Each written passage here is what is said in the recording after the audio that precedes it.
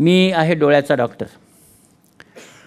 आपल्याकडे एक अशी गोष्ट आहे जी मी तुम्हाला सांगणार आहे, ही तुम्ही ऐकणार नाहीत किंवा पुढच्या 20 वर्षापर्यंत मी जे आज सांगणार आहे ते कुणी ऐकणार नाही आहे, तरी मी सांगणार आहे. ते याच्यासाठी सांगणार आहे की ते मॅक्स महाराष्ट्राने थोडंसं पब्लिश करावं म्हणून सांगणार आहे. ते असं आहे की डार्विन जो होता, डार्विन माहिती तुम्हाला, डार्विनचा सिद्धांत असा होता, सेफ्टी गेली आणि माणूस आला. याच्या पुढचा जो माणूस आहे तो जन्मणारा, आणखी याच्या पुढे काय डेव्हलपमेंट होणार आहे, तर ते असं आहे की पुढची माणसं अशी खाली मान घालून जन्मणार आहेत. वर मान त्यांचे असणार नाही आहे, जन्मताच खाली मान. का? कारण आता कुणाची वर मान नसतेच, सगळेजण त्या मोबाईलकडे असं खाली बघत असतात. त्यामुळे नवीन जन्मच खाली मान घालून होणार. आणि हा जो मोबाईल नावाचा मनुष्य आहे, तर ह्या मोबाईलनी आपल्या सगळ्यांच्या बुद्ध्या भ्रष्ट केल्यात. आणि गरज नसताना, म्हणजे कुणालाही गरज नसताना आपण मोबाईल सारखा बघत असतो. का बघतो मला माहीत नाही, पण त्या मोबाईलमध्ये सगळ्यांचे डोके खुपसल्यामुळे आपण आपली आई, आपले वडील, आपलं कुटुंब, आपले भाऊ, आपले बहीण सगळे विसरलो आहोत. आपल्याकडे एकच माहिती आहे, ते म्हणजे आभासी जग. हो, मला लाईक किती केले आणि माझ्या व्हॉट्सअपवर कुणी बघितलं, मला कुणी राईट केलं, मला कुणी लेफ्ट केलं, मला कुणी काय केलं, ट्रोल केलं, एवढंच आपण बघतो. ह्याच्यातला एकही माणूस तुम्ही मेल्यास येत नाही, लक्षात ठेवा. कारण ते कशाला येतील तुमच्याकडे? ते तिथं पुन्हा लिहिणार विनम्र अभिवादन. कशात? ते आभासी, तिथंच लिहिणार.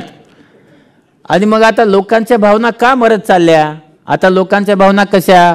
फेसबुकवर जा, तुम्ही इंस्टाग्रामवर जा, वर लिहिलेलं असतं ह्याचा वाढदिवस, तुम्ही हॅपी बर्थडे, खाली हे मी याला विनम्र अभिवादन. म्हणजे तुम्हाला भावना कुठे जिवंत आहेत तुमच्या? सगळ्या भावना मरायचं काम हे सगळं केलं जाते. आहेत का भावना जिवंत? काहीच नाही. आणि म्हणून हा जो मीडिया आहे, या मीडियाने आपल्यामध्ये भावना ठेवलेल्या नाहीत. वरच्याच वेळेला तुम्ही लिहिलं हॅपी बर्थडे, खालच्या वेळेला अरे विनम्र अभिवादन. म्हणजे काय काय राहिल्या भावना? काहीच नाही. आपल्याकडे एखादा मनुष्य मेला तर त्याचे 10 दिवस आपण दुःख करायचं, हा तो मेला आहे म्हणून. एखादा जन्मला तर त्याला 12 दिवस आपण म्हणजे त्याच्यावर आपण सगळा आनंद व्यक्त करायचं. आता तसं झालंय का? आपल्याकडे तो आनंद किंवा ते दुःख जास्तीत जास्त 2, 3, 4, 5 सेकंदाच्या वर राहत नाही. आणि म्हणून आपल्या सगळ्यांना दुःख, आनंद या सगळ्या गोष्टी ह्या एक झाल्यात आणि त्यामुळे अडचणी निर्माण झाल्यात. आता राहिलं फोनचं. तुम्ही सगळे एज्युकेटेड लोक आहात, त्यामुळे तुम्हाला विज्ञान सांगतो. विज्ञान असं आहे की बाबांनो, हा मोबाईल तयार कसा होतो, टेक्नॉलॉजी काय? मायक्रोवेव्हची टेक्नॉलॉजी आहे. म्हणजे काय? मायक्रोवेव्हमध्ये जर काही ठेवलं ते गरम होतं, इतकं तुम्हाला माहीत असावं. आणि त्याला रेडिओ फ्रिक्वेन्सी वापरली जाते आणि ती जास्त होऊ नये म्हणून देशाने त्याचे ठरवून दिले की किती वापरावी. तर आपल्याकडे 1.6 वॅट रेडिओ फ्रिक्वेन्सी वापरली जाते. 1.6 वॅट. आता 2 पिलरवर 2 फोन जेव्हा लागतात तेव्हा इकडे 1.6 चे तुम्हाला वेव्ह येतात आणि ह्या तुमच्या मोबाईलवर कॅच होतात, त्या मॅग्नेटिक एनर्जीने कॅच होतात. म्हणजे काय? Microwave technology, radio frequency wave आणि मॅग्नेटिकच्या वेव्हनी त्याला घेतलं जातं आणि मग ते तुमच्यापर्यंत येतो. म्हणजे काय होतं?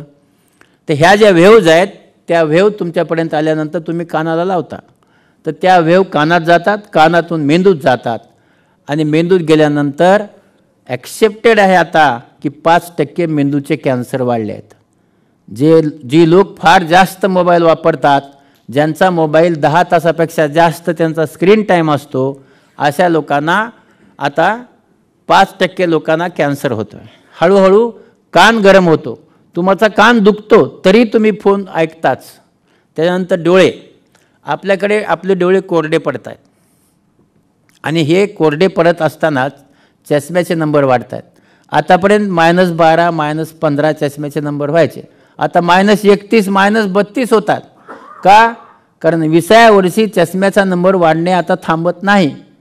आता कितीही वर्षाचा तो चष्म्याचा नंबर वाढत चाललेला आहे. का? ब्ल्यू लाईटमुळे. आपल्या ह्याच्यामध्ये त्या मोबाईलला स्पाझम निर्माण होतो आणि मायनस नंबर आपले वाढत चालले आहेत, कायमचे वाढत चालले आहेत. पण आपण त्याला काही करत नाही आहे. त्याचबरोबर आता आपण इथंही ठेवतो, कमरेला लावतो, आपली किडनी खराब होते, हृदय खराब होतं. बसून बसून सगळ्यांचे गुडघे दुखत आहेत, असा एकही माणूस नाही की ज्याचे कुठले सांधे, पाठ दुखत नाही, मान दुखत नाही किंवा गुडघा दुखत नाही. कारण हे सांधे खूप दुखतात, ते आपण त्या सांध्याकडे लक्ष पण देत नाही. कारण हे सांधे दुखत राहतात आणि तरी आपण लक्ष देत नाही. किडनी खराब होत असताना असं म्हणतात की आपलं जे स्पर्म काउंट आहे ते पण कमी होत चालले, नपुसक होत चाललेत लोक सारखा मोबाईल वापरून, पण तरी वापरला जातो. आणि मग हा जो मोबाईल आहे हा वापरल्याचे जे तोटे आहेत हे आपल्या सगळ्या शरीरावर तोटे आहेत. त्याचबरोबर आपला इंटेलिजन्स, आपली जी हुशारी आहे ही एकदम कमी होत चाललेली. आपली झोप जी आहे ही कमी होत चाललेली आहे. आणि दुसरी गोष्ट, दिवसा स्वप्न पडतात. तुम्ही डोळे बंद करा, बंद केल्याबरोबर तुम्हाला काही ना काही दिसायला लागतं. हे झोपीमध्ये उठल्यानंतर एकेकाळी दिसायचं. मग दिवसा स्वप्न का पडतात? कारण आपला जो मेंदू आहे ह्या मेंदूला तुम्ही सारखा मोबाईल बघून झोपूच देत नाही आणि म्हणून त्याला दिवसा स्वप्न पडत आहेत. आणि म्हणून हा जो मोबाईल आहे हा काय करू नये एवढं सांगतो की ह्या मोबाईलच्या ज्या वेव्ज आहेत ह्या 16 ते 18 इंच असतात. म्हणून आपल्या शरीरापासून 16 ते 18 इंच दूर ठेवा. म्हणजे समजा बोलणार असाल तर स्पीकर फोनवर बोला. स्पीकर फोन आहे त्याच्यावर बोला. आपण का बोलत नाही स्पीकर फोनवर? कारण आपला खाजगी बोलायचं असतं, म्हणजे नवऱ्याने ऐकू नये आणि बायकोने ऐकू नये म्हणून आपण कानाला लावून बोलतो. पण स्पीकर फोनवर बोलल्याने आपला त्याच्यापासून काही त्रास होत नाही. किंवा मग ब्लूटूथ लावा, तो लावून फोन दूर ठेवा, ज्याच्यामुळे आपला त्रास होणार नाही.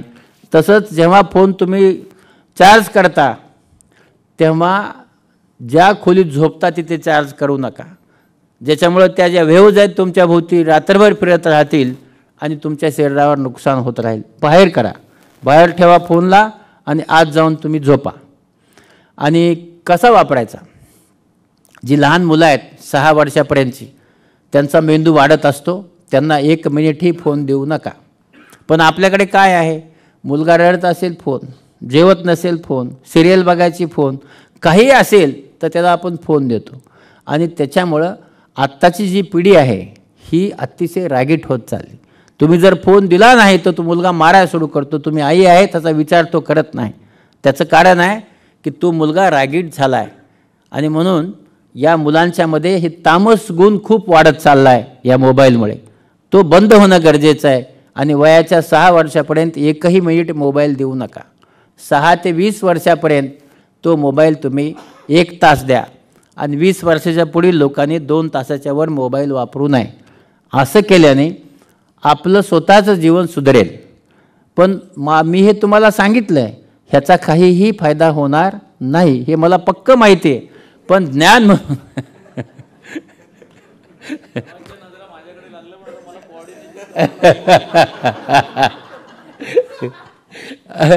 ज्ञान म्हणून हे जे ज्ञान आहे हे ज्ञान म्हणून मी आपला दिलं आहे. मला असं वाटतं की कधी काळी तुम्हाला माझा हे बोललेलं लक्षात राहावं. मॅक्स महाराजांच्या चिंतनच्या याच्यामध्ये मी हे सांगितलं होतं, असं तुमच्या लक्षात राहावं.